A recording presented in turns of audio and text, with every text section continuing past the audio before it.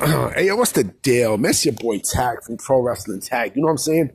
As of this recording right now, it is 9:56 p.m. and the upload time is 11:30 p.m. You know what I mean? April 21st, 2025. You know what I'm saying? And this is the last video of the night. You know what I mean? I did see Rusev finally came back officially. You know, I love what they did to Rusev. This is basically, this is AEW Rusev or AEW Miro in WWE, pretty much. Like I said before, this is basically, the gimmick, but with the Rusev name. That's, because they know him as that. You know what I mean? It makes sense. So basically, this is his redeemer gimmick, in WWE. You know what I mean? And he's gonna do some big things. You know what I mean? He came in during the tag team match, and I think it was smart for WWE to, hold back until the Raw after Mania. It made a lot of sense. It made a little too much sense. That's why they didn't debut him last night at the Rumble. I mean, at Mania. Look at me, the Rumble. Made too much sense. Now you could go after the IC championship and such, so awesome thing. I'm glad that he's back. Now, I mean, he definitely fits WWE like a hand in glove, and we're gonna really see how he's used and where AEW fucked up at. And speaking of Rusev, so his gimmick is basically, it's inspired by, mixed martial arts and such. And it's funny because the person I want to talk about today in, wrestlers who was ahead of their time is none other than Steve Blackman. Now, Steve Blackman was a guy who was all WWE. You know what I mean? He clearly was all WWE from going all the way back to, I think, 1987. I think 87 or 89, one of the two. And I did not know that he was in WWE, under contract with WWE during that time, and, remember I think he had a disease. He had a disease that nearly killed him. I think it was something in Africa or something like that. I got to go back and look, but I remember that, he had a real bad disease that nearly killed him, and he wound up coming back to pro wrestling in 1997. You know what I mean? And, the martial arts stuff, like, listen, he was more than ahead of his time. Like, to me, he's one of the most underappreciative wrestlers that came into the business. You know what I mean? Because the martial arts basically made him who he was. You know what I'm saying? I think with a lot of people who you have now in wrestling, like, the people Mike Bailey's, the Rob Van Dams and such, Steve Blackman is up. Well, forget about Speedball Mike Bailey, because there's definitely an inspiration there, from Steve Blackman to Mike Bailey, without a shadow of a doubt. Because again, it's martial arts. Hold on real quick. Sorry about that, guys. So, like I said, there was a major inspiration there from people like, Speedball Mike Bailey with the martial arts stuff, right? And, Steve Blackman is basically a heavy inspiration, no doubt about it. You know what I'm saying? Like, he was a black belt. He was I forgot where he was a black belt, but, he used his martial arts and such. And like I said, he was great in the ring. During that whole time when he was in the WWE, he definitely was one of a kind for sure. The Hardcore Championship, like, he fit that championship perfectly.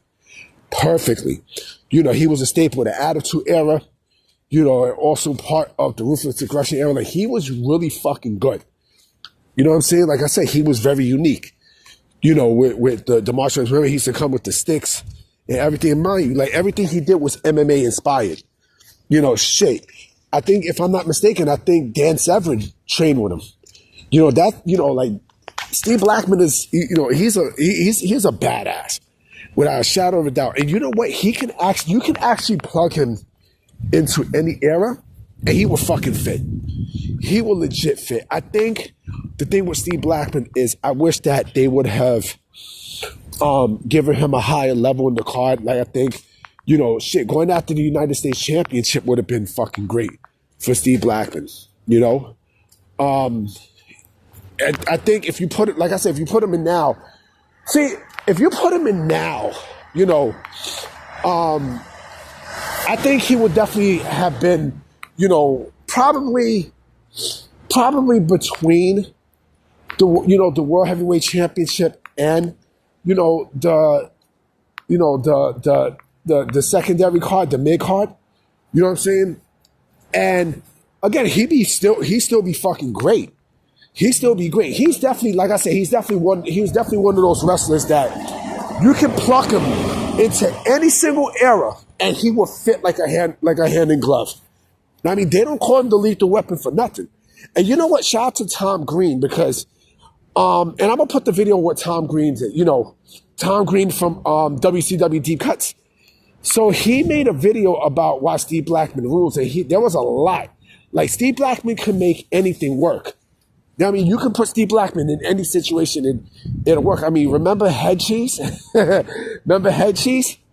I mean, Head Cheese, him and Al Snow made it work, you know. But like I said, he, you know, and also, if I'm not mistaken, like, he also was part of that, you know, like that crew with him, Ken Shamrock, because the whole MMA, you know, the whole MMA atmosphere, you know, with Steve Blackman and Ken Shamrock and Dan Severn.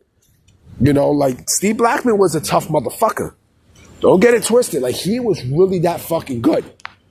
You know what I mean? He, like, you know, that's a guy who you really do not want to fuck with. And the thing I liked about Steve Blackman was that he wasn't flashy and such, but he used a lot of his martial arts to, you know, to his defense, and it was perfect. You know, remember, he rocked the fucking gi. He rocked a karate gi, you know, just like the Great Muta. And that fit Steve Blackman perfectly. He was good with the fucking nunchucks and such. Like I say, he was really fucking good. You know, my wish was that, you know, they would have, you know, given him a higher card on the, you know, a higher spot on the card. You know, because to me, you know, he would have been perfect for the Intercontinental Championship, or more perfect for the United States Championship. I think a U.S. title run with Steve Blackman would have been perfect. Perfect. And it's also crazy, too, because he only wrestled, you know, for the if I'm not mistaken, I think he wrestled for the WWE, right? But he also wrestled in MCW. I think it was you know, that was a independent. But I don't know if he wrestled anywhere else outside of that. But yeah, like, I felt like he had a raw deal, you know. But like I said, Steve Blackman was fucking great. He was fucking terrific, you know. And like I said, like I said, he had a fucking gimmick. You know, and you know, also Wrestling Bios, shout out to Wrestling Bios. You know, he also calls him like Steve motherfucking Blackman, right? Steve motherfucking Blackman. Because how dangerous Steve Blackman is. Steve Blackman he fit the Attitude Era perfectly. Perfectly. You know, and it's a shame that he did not, you know, go more further into his career. Because again, he was fucking great. I'm surprised he didn't get a TNA run, you know, after his WWE run. Or I don't know if because the age, I'm not sure. I got to go back and look, but Steve Blackman was that dude, man. He was that dude. But I'm about to be out, guys. You know what I'm saying? I also see that Stephanie Valkyrie also made an appearance on Raw tonight, too. You know what I mean? So, like I said, washing clothes. You know what I mean? So right now I'm just walking around until my clothes get cleaned. Clean. You know what I mean? So I'm going to definitely holler at y'all tomorrow because I hope there's news coming out. You know what I'm saying? So I'm going to check y'all.